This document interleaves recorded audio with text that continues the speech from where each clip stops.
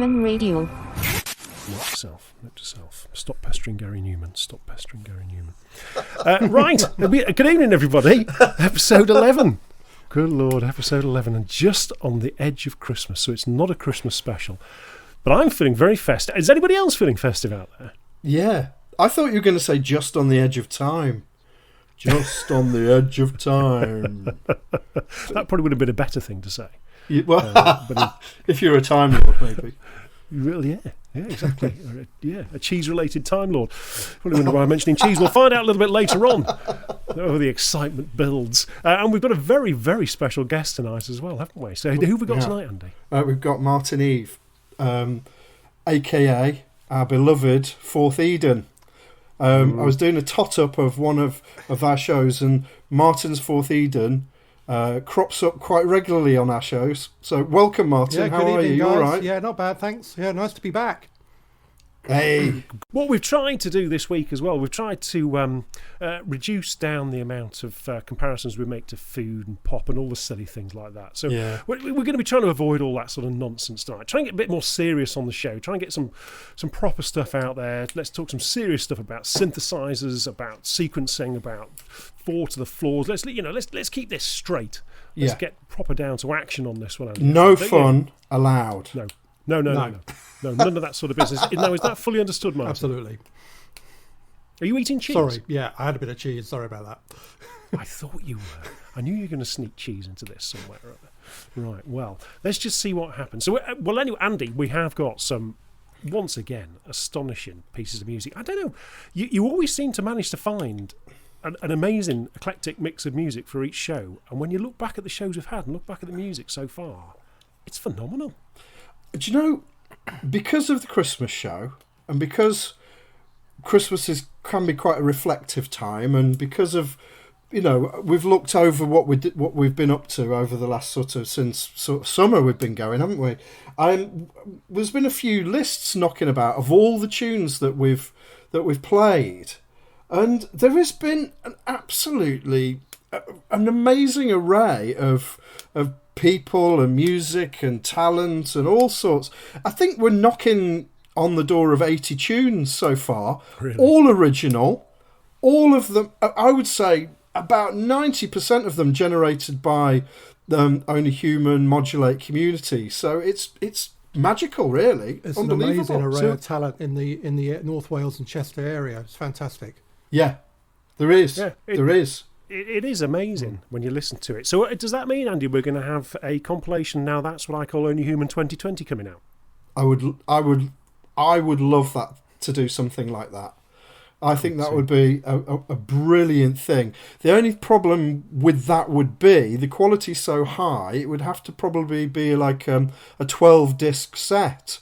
That would probably take you about 7 days to play it. It would be difficult to pick between 12 and 15, 16 tunes to put on there. But I think we should. I think we should try that. Track 1, amazing. Side 1, track 1, Fez. Oh, crikey, Andy. You're kicking out a bit. you're jeepers creepers. You put a lot of pressure on there. I know, yeah. Followed by the 27 Fourth Eden tracks that we played.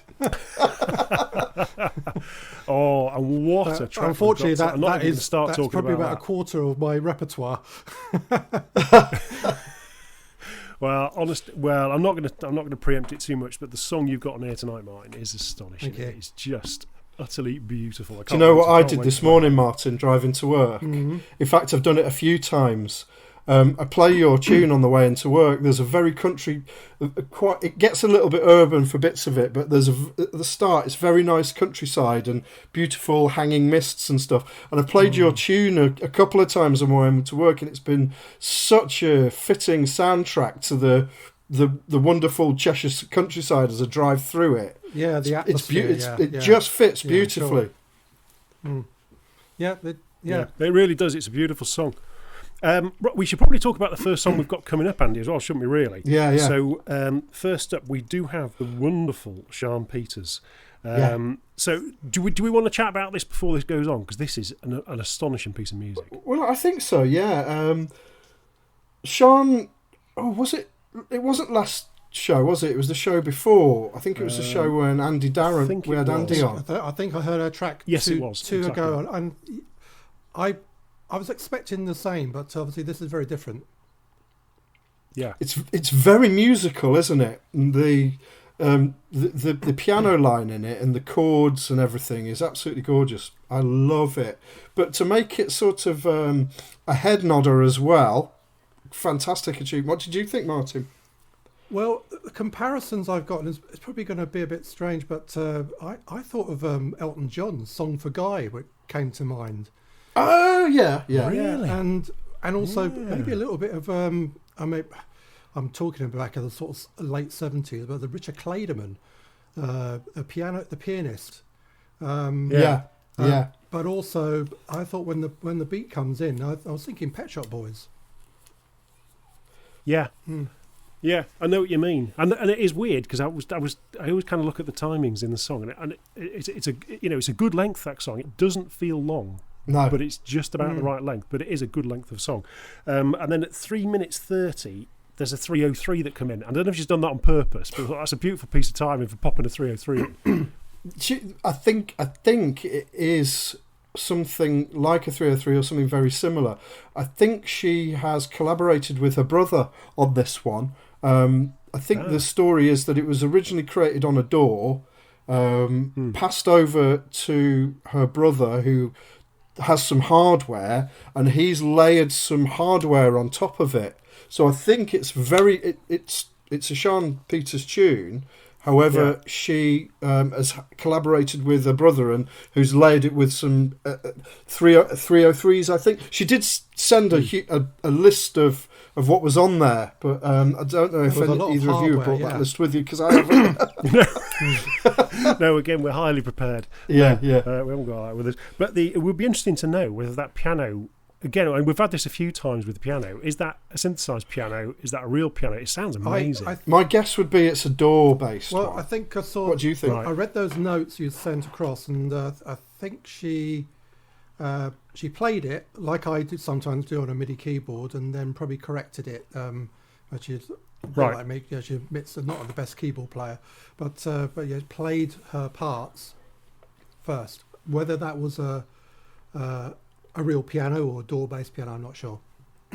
It does sound like proper playing, though. It's got the feel of real-time playing, doesn't it? But it's got the swing to it, so it's not 100% precise, which is nice. Not it does feel quantized. natural. Yeah, exactly. Yeah, a little bit of swing. Sorry, go on, Andy. Yeah, I was going to say, I just found it sort of very euphoric at there's the feel for it, and it's sort of a track you would either have at the beginning of an album or right at the end to finish of an album. It just felt like that. Yeah. I enjoyed every single second of it. It did feel like it should start the show off. It did feel like it should have been. It's in the right place for tonight. And again, I know you shouldn't have favourites, but it is, apart from yours, Martin, clearly, it is pretty much my favourite of the night. It's just an amazing piece of music. And I know we're not doing the comparisons, Andy. I know we're not doing that. But Martin, if you were going to put a cheese against this one, what cheese would it be? Well, Jules, funny you should say that. I'm choosing Parmesan. Ooh, why? Why would that be? Well, you can sprinkle it all over the top of it and just finish it off nicely. Yeah, a bit of a... Good choice. Very good choice.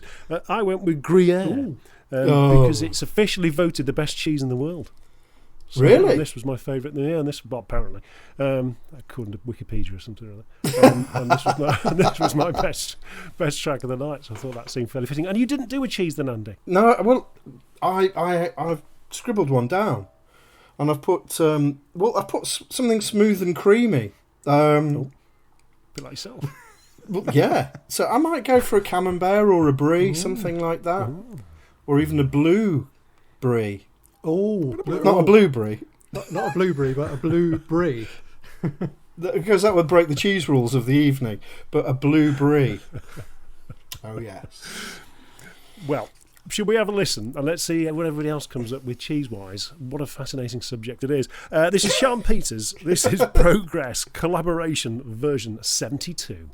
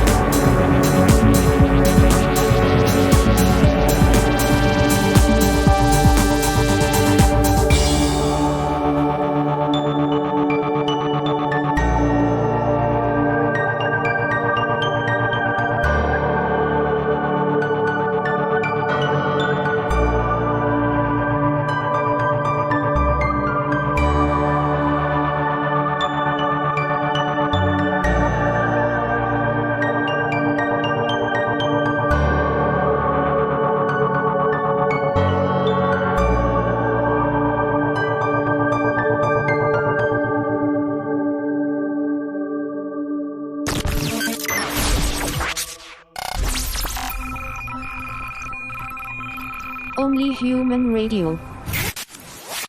Well, I don't know what else to say about that. That was utterly amazing. Sian Peters, how good was that? Yeah, it was lovely. Really, really good. Ticks 2 boxes again. Yeah. It's sort of it's not as hard as the tune that we played last time, but it ticks the melodic box, but it's also very rhythmic as well. So, I loved it. Enjoyed it very much. And I just like the fact that she can create 2 pieces of music that are actually quite different from each other as well. I struggle to do that. Mine always kind of sound a little bit the same. Versatile is the word, Andy. Thank you. That is the word. It is the word indeed. So we'll move on from that. Now we have something that, again, quite special and quite close to you, Martin. So we both Andy and I thought this was called Stolen Battenberg at first, which would have been fantastic. I think I need to have a word with him. Stolen Battenberg. It's the Stolen Battenberg. Stick another L in. It'd be all right. Yes. What, the Stolen Battenberg? Or the Stolen Battenberg. Yeah. So the Stolen Battenberg is actually your stepson. Well, yes. Marianne's, Is that right? my partner Marianne's son. Yeah. Yeah. Absolutely. So you were saying that you were actually listening to this song, was it a week or so ago, and said, actually, that's pretty good. Yeah, I listened to it, and he put it on the screen on the TV in the lounge, and I said, that's pretty good. Yeah, you should get in touch with the guys at Only Human Radio, and he did, and here we are. It's quite it's quite a crazy piece of music, isn't it? It's well, I've said it's quite for he's in his, I think he's 21 now. It's a very mature piece of music, and no cheese pun intended when I say that. That won't be my cheese of choice, I must admit, and not a mature cheddar or anything like that. But I think it's a very interesting piece, and he's done a very good job, because I'm sure he changes meter 2 or 3 times in the song, jumping from 4/4 to 3/4 and back to 4/4, something like that. And to me, because he's a gamer, I can understand his inspiration. I'm not a gamer, but there's a game called Kingsfield, which I'm sure other people would know about. He's into that, and so he's created a piece of music what he would probably like to see in a game. And to me, it's got that John Carpenter vibe, because it's got that sort of. That's. Yeah, that is true. That it's got quite an 80s feel about it as well. It's it's and the other thing is he's done it in Fruity Loops, or FL Studio as we call it these days. Right. And again, without a keyboard, so he draws the MIDI notes in and constructs the drum.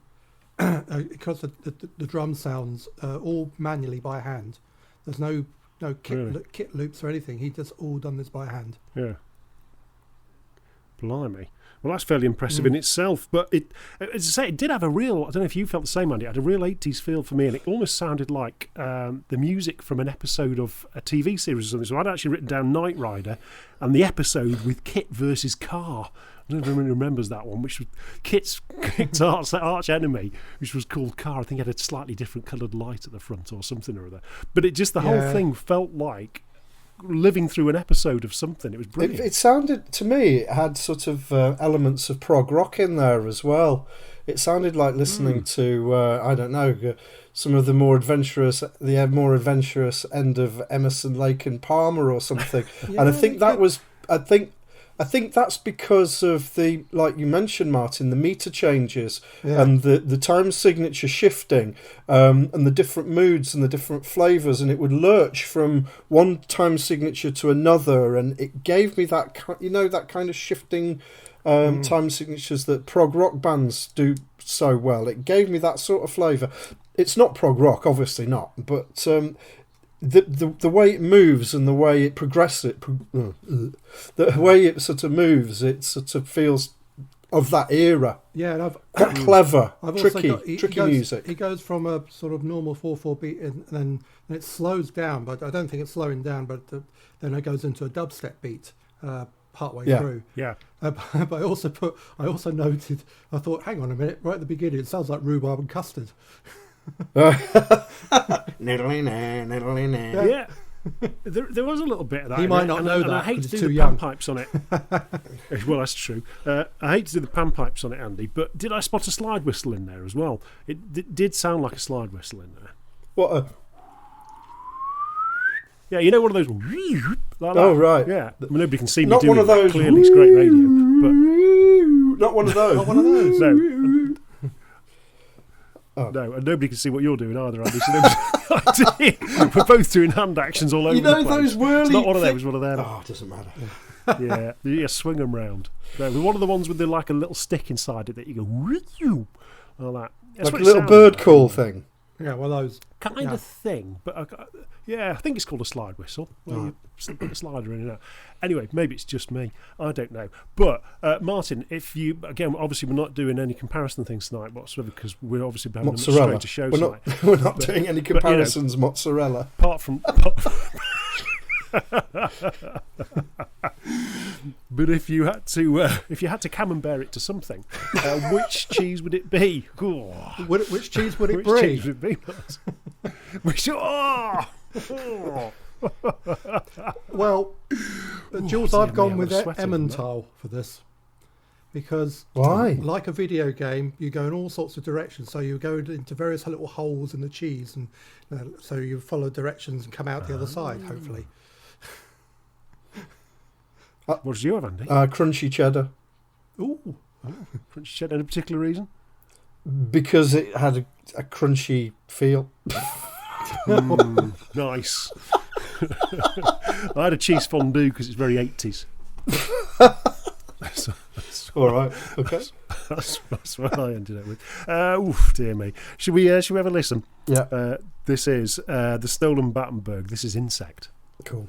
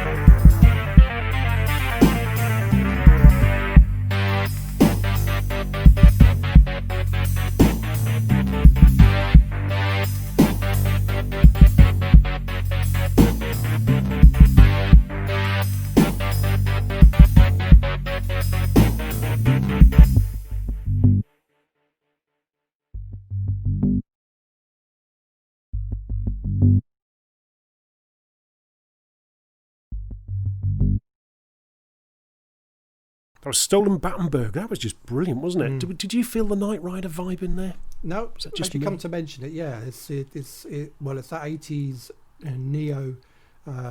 neon feeling, isn't it? It is. And if anybody's worried, in the episode with Kit and Car, Kit does win in the end.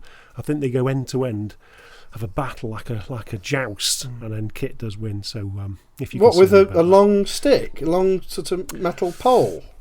No, sadly, no. You didn't have Michael Knight hanging out the window with a left metal pole. No, they just went head to head. Nice. And just had a crash. Nice word.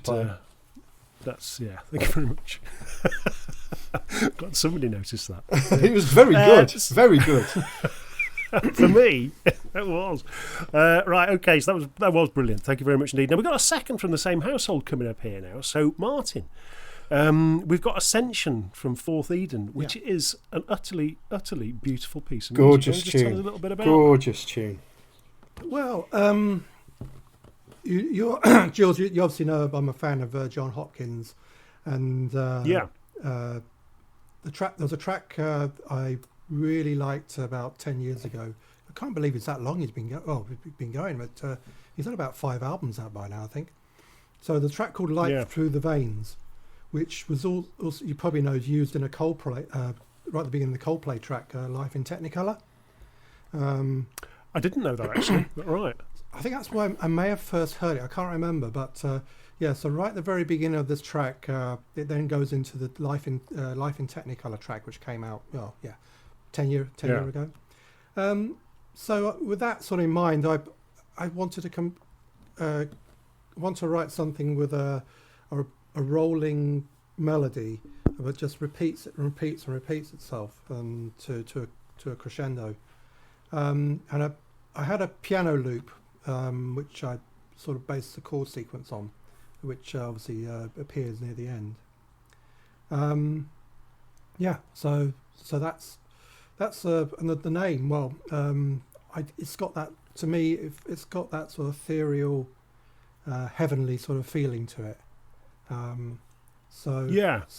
know exactly what you mean. I was for those.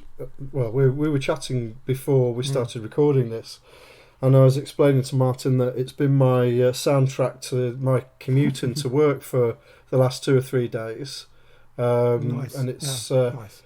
just because I leave just as the sun's rising. Bit of a beloved reference there, but it's lovely to put that on and watch the sunrise as I'm driving to work, because I drive east, so I've got the whole thing in front of me as I'm driving east, and with this tune on, it makes a commute a whole lot more bearable than it normally is. But yeah, it's a lovely tune. I've had it sort of every morning now this week. It's fab, really good. Actually, Marianne used to run a belly dance class, and she as when they actually sort of were doing a warm down, she'd always play this tune, and people would just sit down and just chill out to it, because I don't think many people, many of the girls who went to the belly dance class knew what it was, but when I used to pick her up from the hall, I used to hear it being played as they're all just chilling out at the end. Cool.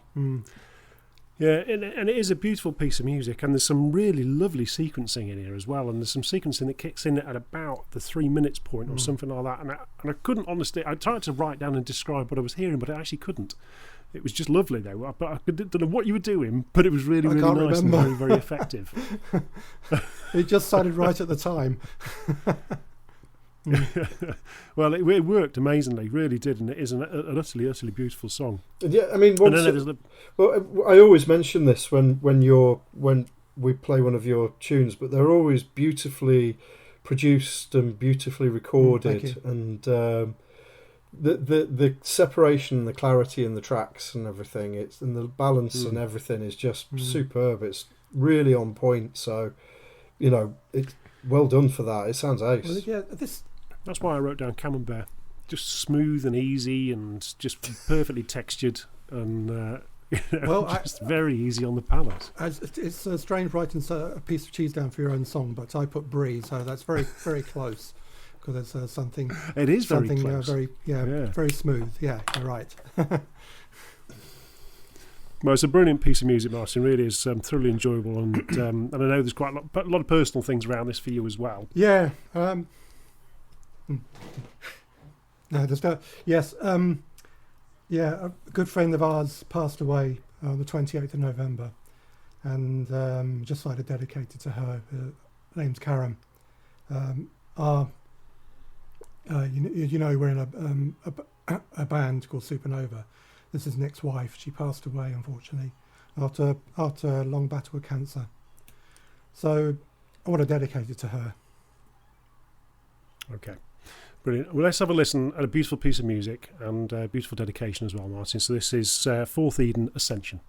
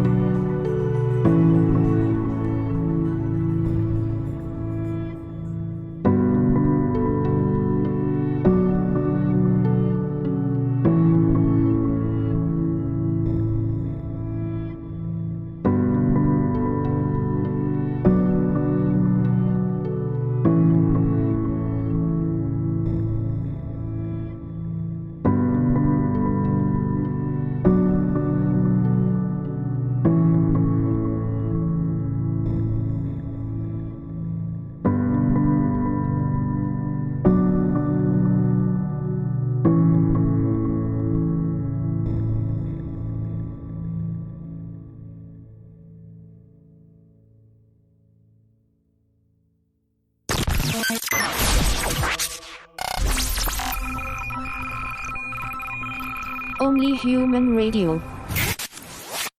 Wow, Fourth Eden, Ascension. Say, if you haven't listened to any John Hopkins recently, have a listen to Singularity and listen to some of the tracks further on in the album, and you'll see how, well, there's just a real similarity for me. I'm a bit of a fan of your work, I was just saying before, Martin, and this is one of my favourite tracks anyway, and there is something very John Hopkins-esque about the work that you do, and that's a massive compliment. Because it's just the way those tracks are, just evolve so beautifully, so subtly, so simply. It's actually it's about 6 years old, that track, and it's actually on an album called Pictures on a Soundscape, which has that vibe all the way through it, which is on Bandcamp if anybody's interested. I'm sure they are, and I'm sure we can stick that link up on the YouTube channel certainly as well. Anyway, but yeah, utterly beautiful song. I camembert the anticipation of what's coming up next, because it's going to, well, should we play the jingle? Here we go. Andy's Gear Geek Corner. What does that knob do? Oh. And do you know what it is? It's Fourth Edam with Cheesecake Walk. It's not. It's Fourth Eden with Cakewalk. Shall I just shut up about cheese? Go on, Andy. You're a professional here. Well, thank you. So it's Gear Geek. We've got Martin, and we're going to continue the vibe and talk about some software called Cakewalk. So, Martin, what is it? What is? I knew you were going to say what is Cakewalk? My interview technique is just getting better and better. It's Michael Parkinson. Yeah. Shall I say it again? Just so everyone can enjoy that all over again. So, Martin, what is Cakewalk? Well, Andy, funny you say that. Yeah. Well, Cakewalk is a DAW, digital audio workstation. Basically, it's been going in various iterations since 1987, believe it or not, on MS-DOS. I don't believe that. It can't be that old. It is. It's had it's a bit of a rocky ride, and never gets the credit I don't think it deserves, because obviously there's the big boys out there like Logic, Ableton, Cubase. It always seems to be Cubase. Yeah, it always seems to be. It's okay, but not in the top 5 of DAWs. Is this paid for software? Right. Or is this the big headline is it's free now at the moment. It's really basically back in 2012. Roland sold it to Gibson. Gibson went belly up in 2017. And the guitar manufacturer? Yep. They went belly up. They took it over and they ditched it. So for the first time in 30 years, Sonars, it used to be called, was dumped. But a year later, a company called BandLab took it on.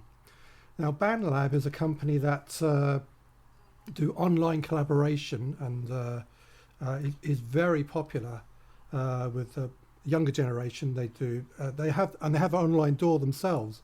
So you can, and I watched a video the other day that you can actually create, a bit like that iPhone music that you play, Jules. You can actually create stuff on their app on your iPhone or on your Android.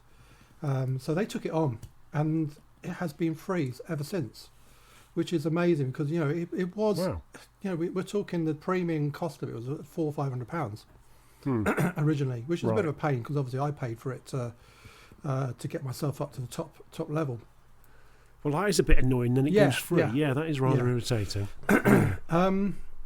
So the only obviously slight disadvantage to the Mac users is obviously it's only on Windows. A lot of people have said, wouldn't it be great if it goes into Mac as well one day? But yes, it would. I think then it obviously would probably really corner the market.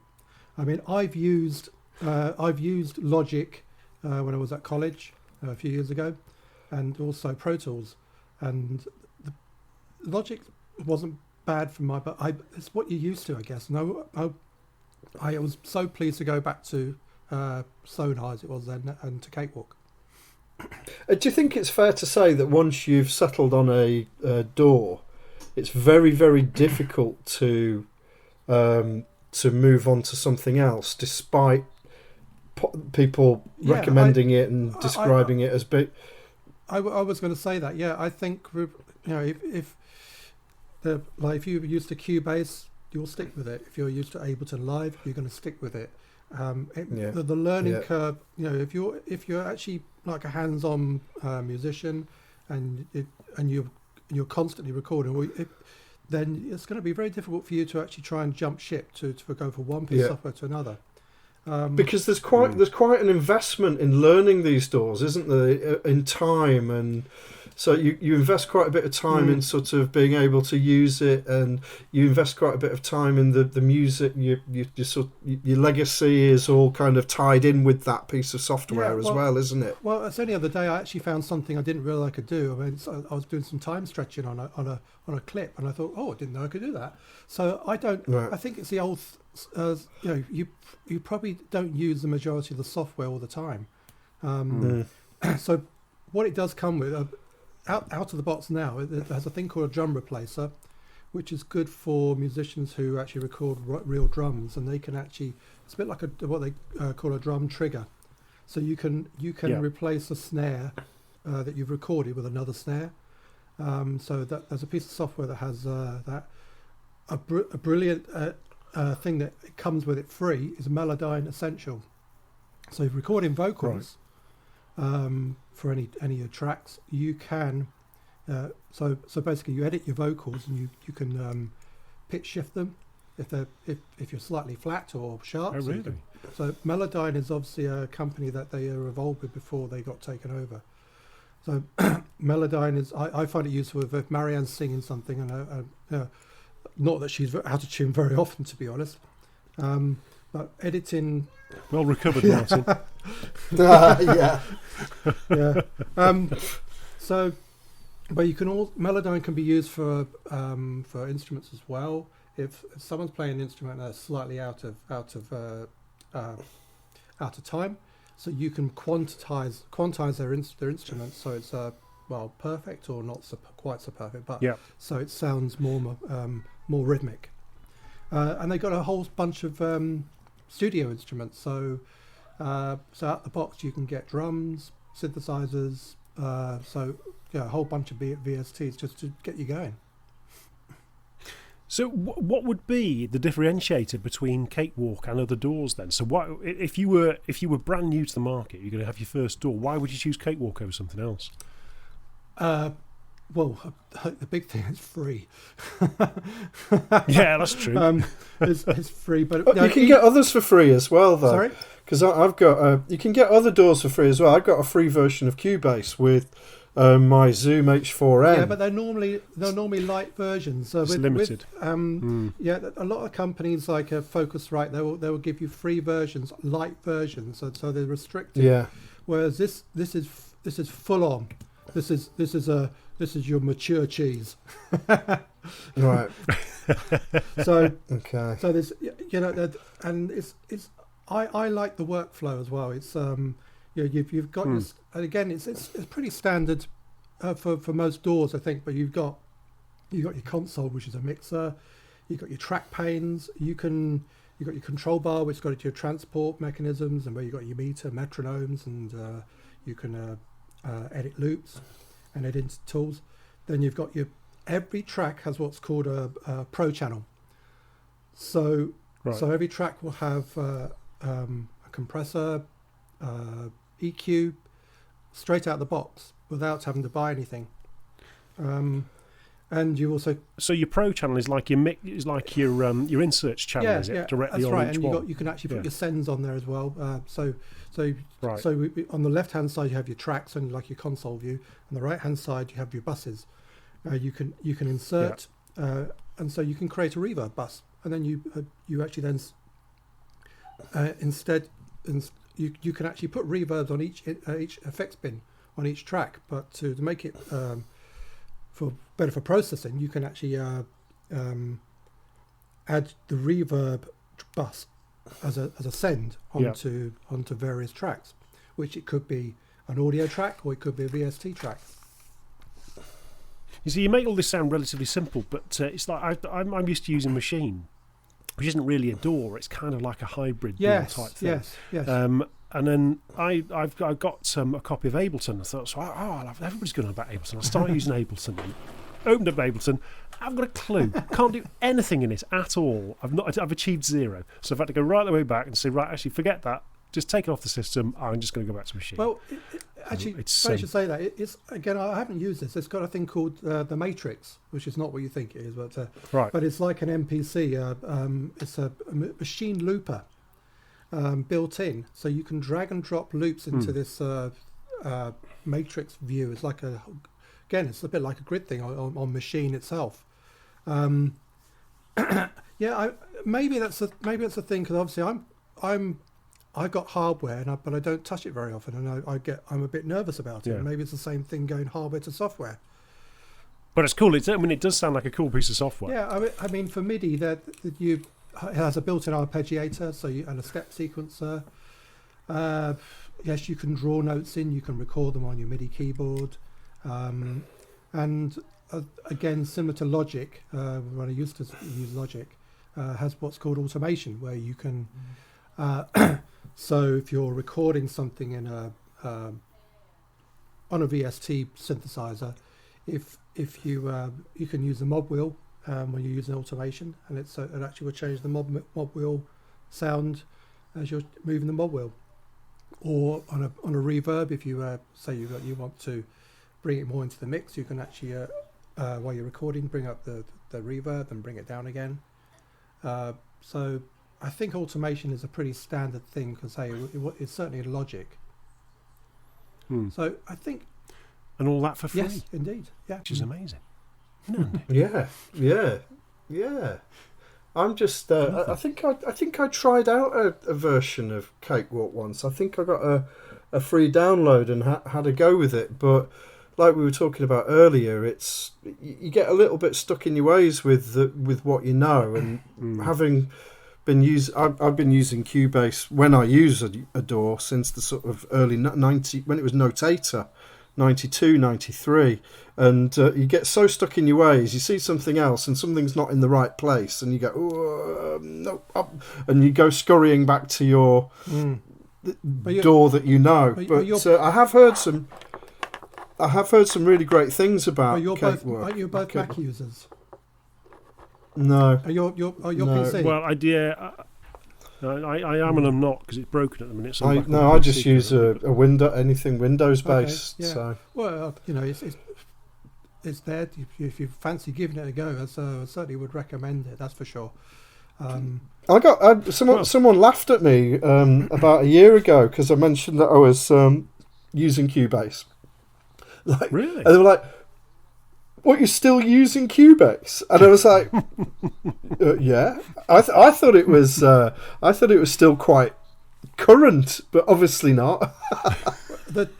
I'll have to move on to Ableton. The crazy thing, because back in 2014, I went did a degree in music technology, so we had to use Logic at college, and I'll be coming back home using Sonar, so I'm going Logic on Mac, coming back to Sonar on PC.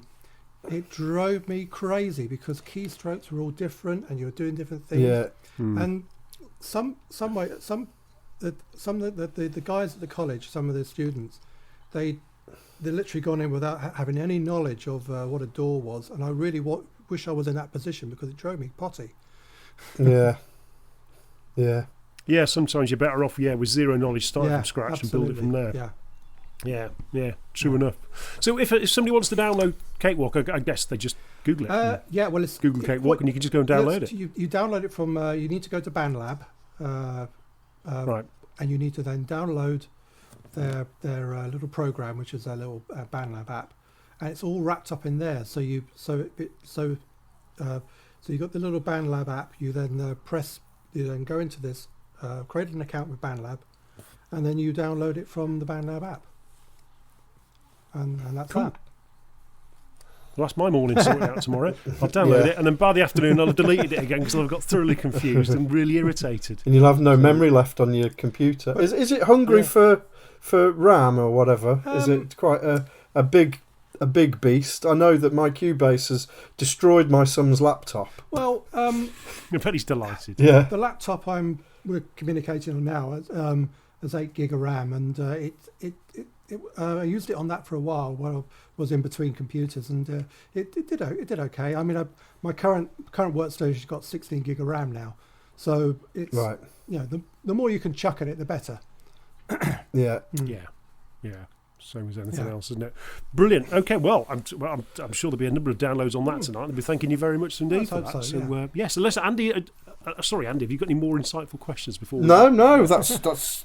I mean, it's made me want to have another go at it. I think I might see if I can pick it up, because I have been recommended it by someone who's many years younger than the three of us. So there must be some wisdom in. Well, it's actually interesting point. Someone in their 70s. Interesting the other day, because there's not many people I know use it close to us, and there's this saxophonist who lives in St Asaph, and he's done he's recorded some sax for us, one of our covers in Supernova. He sent over the Cakewalk project file, and of course it went straight in. So that's obviously an advantage if you're on the same platform. Yeah, exactly. Yeah. Brilliant. Right, well, I'll probably do the same as you, Andy. Have a little download and play with that. You'll probably persevere significantly more than I will. Well, because I've got zero patience and very little ability. So, it'll be a very short journey for me. Martin, thank you very much indeed. Cool. That was very, very interesting, actually. Right, okay, so we're moving on from that, and next up we've got our good old friend WODWO. Yeah. And what a song this is. I know. He's another person where 1 second in, it's him. Yeah. There is nobody. I'm not bigging this up beyond. There is nobody that makes music that sounds like this. Yeah, I'd agree with that. I've never heard. I mean, unless I'm not looking under the right stones, but this is sort of a very, very individual. It's one person's individual vision, I think. So yeah, 1 second in, who's created this one. Absolutely. How did you find it, Martin? Well, yeah, I mean, what's interesting is that there isn't structure, which is good. It's very experimental. I would say that it also would fit in quite nicely with our friends at Oscilloscope. If I was trying to compare, I was trying to find who did it sound like, and it's very, it's very avant-garde. Maybe Otekra possibly comes to mind. Do you know what I picked up in there? I picked up a little bit of Portishead in there. So particularly around some of the percussion. I did think that myself. Possibly, I was looking at thinking. When you punch in old Tekra, then obviously then you get others going, Portishead. Yeah, it's quite possible, yeah. Yeah, because if you listen to Portishead, there's quite unique percussion in that, and then you get the vinyl slides in there and things like that as well. And there was a little bit of that in there. Yeah, I mean... which was quite interesting. Again, there's a drum machine. To me, I'm not sure, but it sounds very 80s, and maybe TR-606, or maybe one of my old favourites is the Boss Doctor Rhythm, I think it sounded like. I'm not sure. I think he does it on a piece of Electron gear. It is, doesn't he? it's an Electron. Is it on the Analog 4? I think it is. He does it. It's not the rhythm, is it? It's the sampler. Yeah. Yeah, I think it is the Analog 4 he does it. I think. I'm pretty sure it is. Yeah. And it's all on there. And again, what he can create out of that one piece of kit is astonishing. Yeah. And it's got his signature all over it. It must be an amazing feeling to have come across or created something that is you, unmistakably your stuff, and I think he's achieved that. I really do. I absolutely love it. I think it's I don't know. It's just so individual, and there's a sweet spot for me because when we're talking about avant-garde music, I think there's a tipping point for me personally where it goes a little bit too far, and it becomes more of a challenge than a pleasure. But I think he manages to keep the pleasure challenge meter perfectly, but for me anyway, my personal taste. So I find it quite challenging, but still massively listenable as well, which I think is a wonderful achievement. Yeah, absolutely. What was your challenging cheese you put against this, Martin? Well, I'm going to use my trump card on this one because it is Ooh. so out there. I'm going for Stinking Bishop. Oh, he's pulled the Stinky Bishop out. So, what was your cheese, Andy? I've gone for Wensleydale with little bits of ginger in it. Because I'm not a huge fan of embellishing cheeses with fruit and ginger and things like that. But I think it was sort of it's right for this one. Because it's sort of like tasty, but then it's got something. What's that? Oh, it's a piece of ginger. It's got some glitchy bits in there in your cheese. Yeah, I went with the charcoal cheddar, which is a black cheddar. Ooh, so very dark because it was quite a dark. I'm going to rewind you a few shows because you laughed at my charcoal cracker. About 6 weeks ago, I mentioned charcoal crackers in the Crisps episode, and you mocked my charcoal cracker. And here you come with your charcoal cheddar, which would go great with the charcoal cracker. Oh, would it? Oh, be like eating would it? Though, coal, wouldn't it? Anyway, yeah, maybe. Yeah. Anyway, probably less cheese talk, more listening to music, I would imagine. Why don't we have a listen?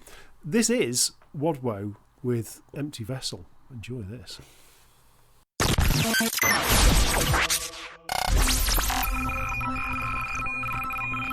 Only Human Radio.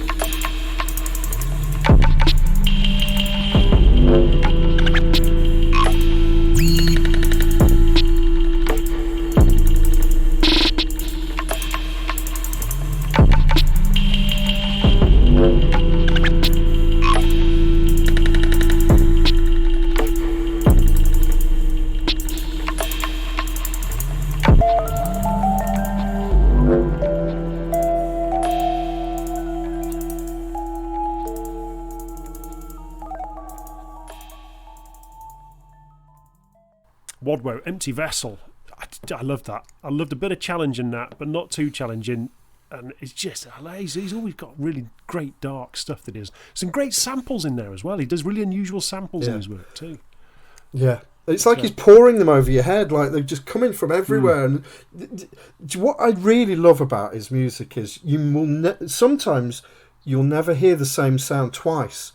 It'll come at you, and then you go, "Oh, I like that," and you'll never hear it again. Yeah, there was some sort of sound, some sort of drone in there, and a sound generator going through, and it was like on a loop. I couldn't make it out, but it does get your interest up when you hear that. And, keeps you informed. It does. And being sparing with your samples is a difficult, well, it's certainly a difficult thing for me to do. If I find something I like, right, I'll wedge that in. Scroll. Exactly, just get that in everywhere. Really like that one. Oh, another one. I'll stick that in too. Just absolutely pack it full of stuff that it really doesn't need. Anyway, there we go. But he didn't do that, and it was brilliant. So moving on, we've now got something. Oh, this is something a little bit special, Andy, isn't it? This is a little bit special because it is. Yes, it is. It's Andy's Master Blaster. Do you want to tell us a little bit about this one? Yeah, we were talking. I was talking earlier about the sweet spot between challenging and listenable, and I think that for me and my taste, this is slightly tipping into challenging. But I absolutely love this. I learned. I very badly play the saxophone. It was my instrument at school that I learned along with the clarinet. And it's predominantly a piece of music by a guy called Ben Vince, who is a saxophonist. He's a very up-and-coming, based in London, British jazz musician. Please don't switch off. I can feel people turning for the off button. So he is an established jazz musician, but he has started. I don't want to use the word dabble because it's a bit more than dabble, but he has started to explore. I think is a better word. The textures that electronic music can bring to his saxophone playing. And this is a collision, a clash, or whatever you want to call it, of sort of quite fresh modern electronica and some. I think it sounds looped. In fact, his Boiler Room performance, I think, was using loops. So it's reverbs, loops, echoes, things like that. And he creates quite a brew on this tune. I absolutely love it. Quite a brew is a really good phrase, actually. It genuinely is. That is a really good phrase for the song. Quite a brew, and it is quite a brew because it's a brew of a lot of different things. Yeah. So, are you saying these are live instruments played in here then? No, because there's like a screeching trumpet in there. There's that's a saxophone. It's a saxophone. He's a saxophonist. Blimey. But he's, like I say, he started to explore. If you listen, basically it starts off purely saxophone, doesn't it, Martin? And then there's a groove comes in about a minute or two into the track. Because it starts off very ambient, and I was trying to think again, trying to do a comparison, and Laurie Anderson comes to mind with her style of music, and even though it's not, and somebody else that I went to see a few years ago, a lady called Agnes Obel, I don't know if you've heard of. She writes wonderful music, but her band use a lot of loop. That she has a mellotron on stage. She loops it. They play cellos. They loop it. So even though it's a slightly different style, I can appreciate how he's looping things like he's doing to get his overall texture and the atmosphere he's got. Yeah. How would you describe the atmosphere? I would say it's very. It's like you listen to something. I'd say it's music for grown-ups. Right. Like you're in a smoky lounge. Yeah. It does take a bit of thinking about, and it takes a bit of listening to, and a bit of absorbing. Yeah. It's an amazing. It's almost like an art form in a piece of music. Yeah. It's an amazing piece of. I think obviously we've watched the video. Well, someone's watched a video. It does help watching the video to actually appreciate what he's doing. So I know you've put something very special cheese-wise towards this as well, Martin. Sorry to bring this right down to the usual base level that I do. However, I know. So, Martin, what was your special cheese? Smoky Lounge has to be smoked cheese. Well, indeed. Well, this is true. Do you know what? I found a cheese called Kasumazu, which has been banned in the EU because it has 8mm long maggots in it, because it's left to not only ferment but actually rot. And it's an extremely challenging cheese, but on the review I read of it, it's challenging, but once you get into it, it's thoroughly enjoyable. That's how I found this. Can I just check? Do you eat the maggots as well, or do you sort of pick those off before you tuck in? I think it's a matter of choice. I don't think I'd be doing that, Andy, if I'm honest. And to be honest, if they were in there at all, it would just rather put me off. I can't say you're winning me over on that one. No, it's not going to be on my Christmas list. I don't think I'm going to be having that on a crumpet. I was going to say my taste buds are drying off slightly after you mentioned that. I know, and that sounds like a criticism of the song there, but it isn't. It's just that it is a piece that you need to listen to and you need to absorb and you need to think about a little bit, and it takes a little bit of listening to. Once you're in there, all of a sudden, as you say, Martin, it's a grown-up piece of music. Yeah, it really does. All of a sudden draw you in. I can see where you go with it, but I'll stick to my smoked cheese. Thank you very much. What did you have, Andy? I had Cambozola, king of cheese. Cambozola. It is the king of cheese. Is that the bit with the blue bits in? Yeah. Is that the? It's an Italian soft cheese with sort of greeny blue veins. It's a bit like dolciolata. Very similar. Yeah. Very similar. Can make your eyes water a little sometimes. Is that the one? The hinges of your jaw. Yeah, that's gets the one. You just here. That's the one. Right. Well, let's have a listen and just think about the hinges of your jaw as we're running through this. So this is an amazing piece of music. This is. You shouldn't have been prodding them so hard, Andy. In your demonstration on radio. This is Ben Vince. This is Assimilation.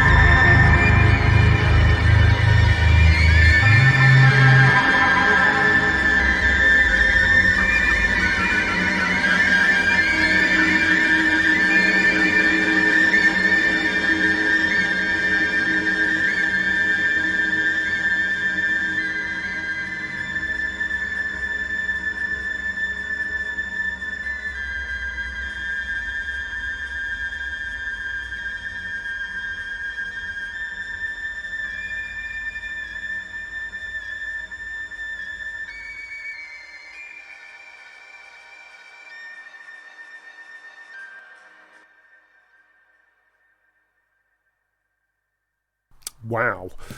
Well, I hope everybody else enjoyed that as much as we did. Listen again and listen again and listen again. You will love that more and more and more. And listen to some of it. So where can we find some more stuff from by Ben Vince? Well, I found that on SoundCloud.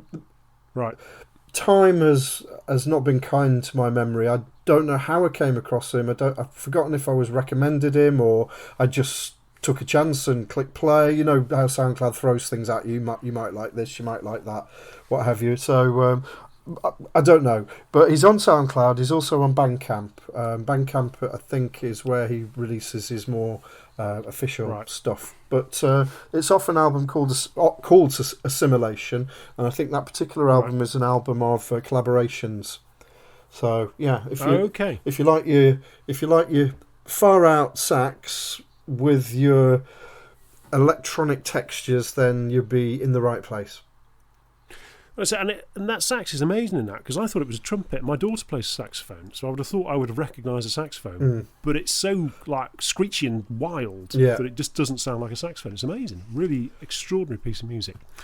Well, do you know what? It's got to that time of night where it's the last song already. Boo. I know, boo hiss. But it has gone really, really quick. Yeah.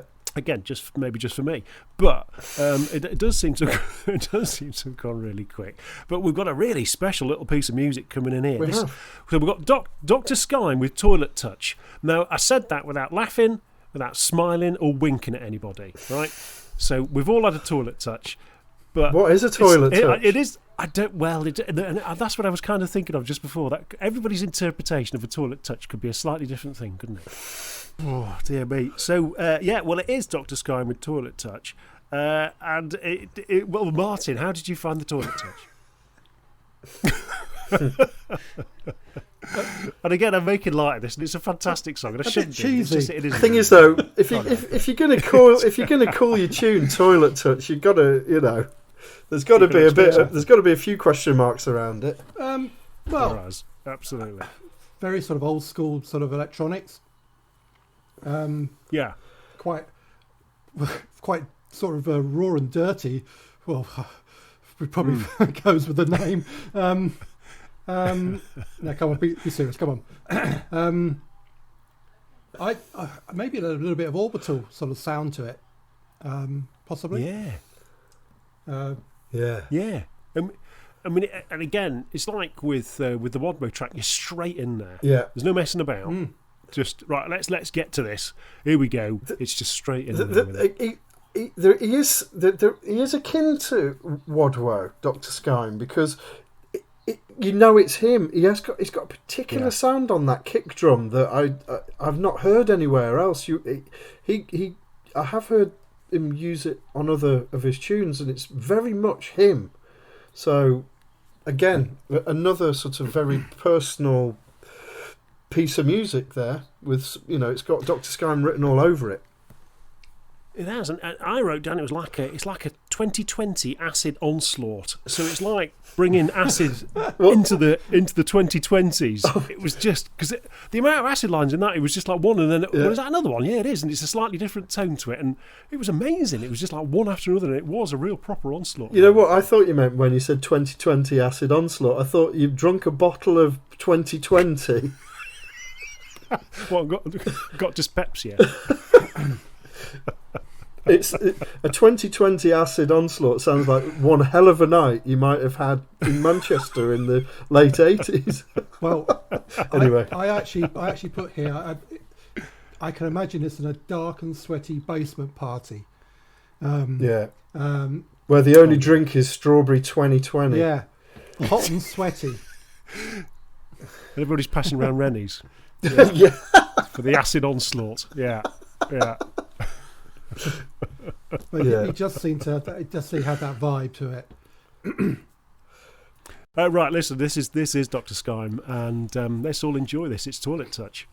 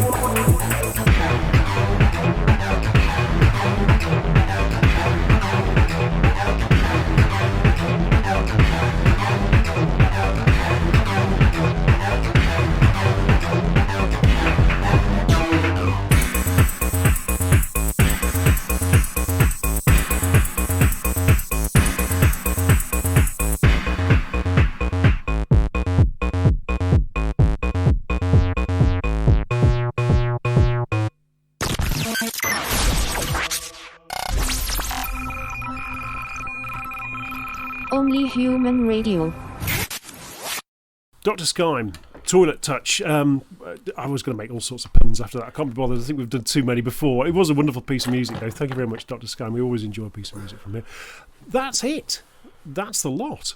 Astonishingly, we're down at the back end again. So what we should probably do, Andy, is run through what we've had tonight, but also, again, we've had people who have been submitting songs through our Gmail account, which is brilliant, and it's great that people are interacting. Yeah. And again, just to open this up, that we want anybody at all to submit a song. You don't have to be, I mean, we've got some amazing artists on here tonight. You don't need to be doing this for years and years and years. If you're just starting out, send a song through. We'd love to hear it. Yeah, we'd love to would. have a listen. We would. We'd love to play it. So this is an all-inclusive area, so please do. So what's the email address, Andy? It's onlyhumanradio@gmail.com.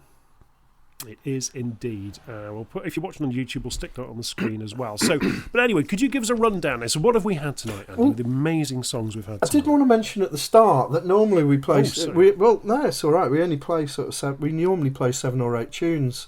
We've only had 6 tonight. That's purely because of the length of some of them. I mean, I think 5 of them are over 7 minutes long. So here we go. These are the 6. So we started off with Sian Peters and Progression. That was a lovely mixture of software and hardware. It's an amazing song. Yeah, we had Martin's Lodger, Son, for number 2. So the Stolen Battenberg, but we do need not stolen. We need an extra L in there with a tune called Insect. I love that one. That's, I think, I never pick a favourite, but if that one is mine tonight. Oh, who like that? Okay. Number 3 is Fourth Eden, Martin, and Ascension. We had a chat with Martin about Cakewalk. Sounds fantastic. I'm definitely going to try it out. Cheesecake Walk, yes. Thank you. Number 4, we had WODWO with Empty Vessel. 5 was our Master Blaster, Ben Vince, Assimilation.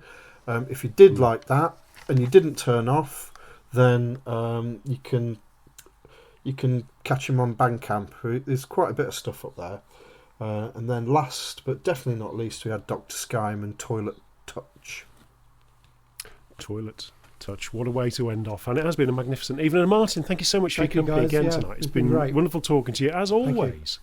Oh, well, it's always good fun to talk to you, Martin. It's always great to hear your views on the music, because you are, I mean, as you say, you've actually got a music qualification as well as making. Do you know what I thought you were going to say there? Know what you're talking about. Do you know what I thought you were going to say? Because you are the music. I was really hoping that you were going to say that. But I think that's too cheesy even for me. Oh, and that's saying something. Oh God. Well, it has been a cheese-tastic night, those boys. Thanks very much indeed. Thank you for everybody who put their songs through. We know how much work and effort goes into making these songs, and it is considerable. And again, the quality of stuff that's coming through is really extraordinary. Martin, thank you once again for your company. Andy, as always, it's lovely to see you. And do you want to give us because we are in December, do you want to give us a big Christmas goodbye? Yeah. Oh, how was it Christmas goodbye? I don't know how to do a Christmas goodbye. Could you put a Christmassy jingly feel around it? I could tell you what I could do. Hang on. I could actually create something quite nice for this. But it's not going to work. Goodbye. 11 out of 10. Martin, and a little goodbye from you. Goodbye. Martin, thank you very much. And goodbye from us all. We'll see you again soon for the Christmas special. Yay. Jingle bells.